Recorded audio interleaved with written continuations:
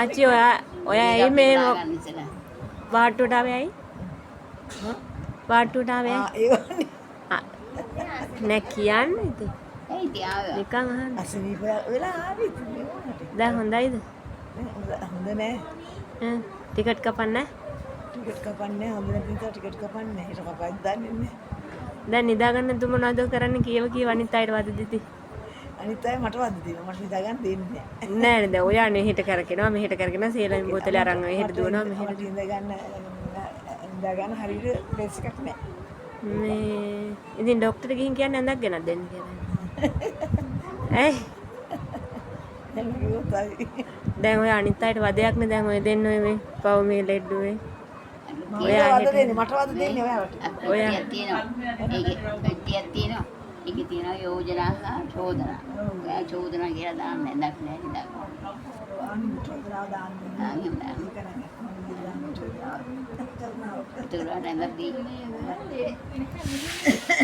ඉතින් කියන්නකෝ දැන් ඇති නෑ තව කියන්න.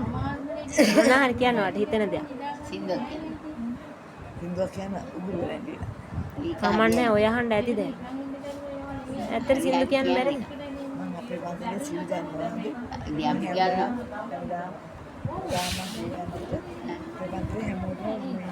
පත්‍රිකා එක පත්‍රිකා බෙදලා දෙන්න ඕනේ. මොනවා හරි පත්‍රිකාවක් බෙදලා දෙන්න හැම දවසෙම නෙවෙයි. ලොකු වලට නෙවෙයි. හැමදාම සීල් ගන්නවද ඔයා? ඔය හැමදාම සෙනසුරාදා දවසට පොතපත පොය වලට සිල් ගන්නවා. ඇයි සෙනසුරාදාට සීල් ගන්නේ? සෙනසුරාදා අපේ පන්සලේ සිල් තියෙනවා. සීල් තියෙනවා? අපේ පන්සලේ නෑනේ සීල් සෙනසුරාදා. නෑ කොහෙවත් නෑ අපේ පන්සලේ. වීකෙන්ඩ් එකට සීල් නෑ අපේ පන්සල. අපේ පන්සලේ විතරයි තියෙන්නේ කොහෙවත් නෑ. ඒක. ඉතින් මේ සිල් ගත්තාම මේ මම ඉතින් දන් දෙනවා. හරියට මම දන් දෙනවා කට්ටියට සිල් ගන්නවා මම හිටියේ. දන් දෙනවා. අපේ පුතාලගේ පන්දිනවලට කීදෙනෙක් ඉන්නද? සිල්කාරයෝ.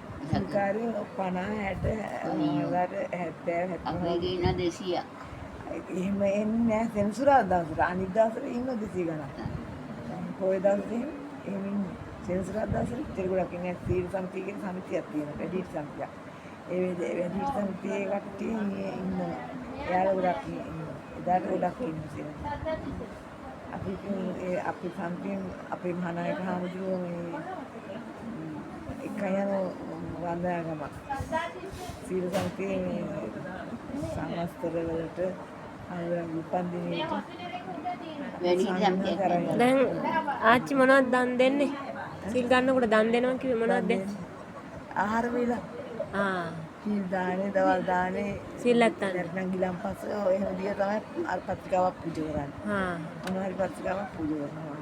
දීලා ප්‍රාර්ථනා කරන්න මොනවද ආච්චි? ප්‍රාර්ථනා කරන්නේ ඉතින් අපේ උපන්දින තියෙන කෙනාට ඒ කෙනාද දෙන්නේ? මං හිතුවා ආච්චි දන් දෙනවා. මං දෙන්නේ මගේ දරුවෝ වෙනුවෙන් දරුවෝ උපන්දිනේට මගේ උපන්දිනේට මහත්තයාගේ උපන්දිනේට එහෙම උපන්දින වලට හරියක් උපන්දින වලට දීලා සෙත් පතනවා. සෙත් පතනවා. එයාලට සෙත් පතනවා. අපේ සමිතිය අයට සෙත් පතනවා. මහානායක හාමුදුරන්ට දීර්ඝායුෂ පතලා සෙත් පතනවා. එහෙම හැමෝටම ගමට රටට සෙත් පතනවා. සෙත් පතලා එහෙම දාන්නේ. හොඳයි ඉතින් නේද? ආශිර්වාද කරන කට්ටිය මේ හරි කැමති මට ඉතින් කට්ටිය කැමති මම ඉතින් ඒවා කරනවානේ. ඔව්. කට්ටියම ඉතින් කැමති. වැඩි හිතම් දෙන්නේ නැද්ද? වැඩි හිතම් දෙයක්. වැඩි හිතම් සීල සම්පතේ සීල සම්පතේ වැඩි. දැන් එහෙනම් අපි ප්‍රාර්ථනා කරමු ඉක්මනට හොඳ වෙන්න කියලා නේද? තවත් පින් කරන්න ලැබෙන්න කියලා. ඔව් මම ප්‍රාර්ථනා කරන්නේ මට වැඩි සම්පතේ පිහිටෙන් මට උදව් කරන්න මම සුවේ ලැබේවා කියලා ඔබ සියලු දෙනාටම ප්‍රාර්ථනා කරනවා. ලංකාවේ කට්ටිය වෙනුවෙන් මොනවද කියන්න තියෙන්නේ ආච්චිට? අපේ ලංකාවේ දැන් මේ අපි මේ ඉන්නවල ලෙඩු ගාව අපි දුකක් විඳින්නේ.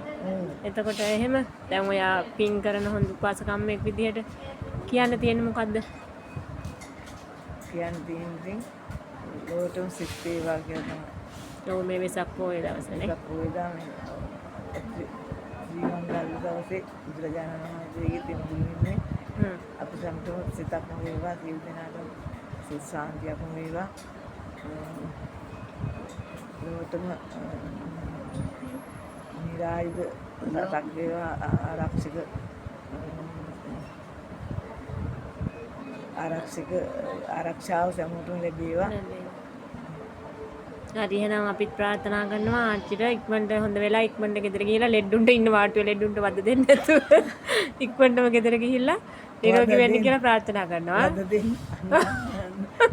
එහෙම තාකුත් කිව්වේ නැහැ. හරි එහෙනම් මුත්සන්නයි. ඒ ටික ප්‍රදාන.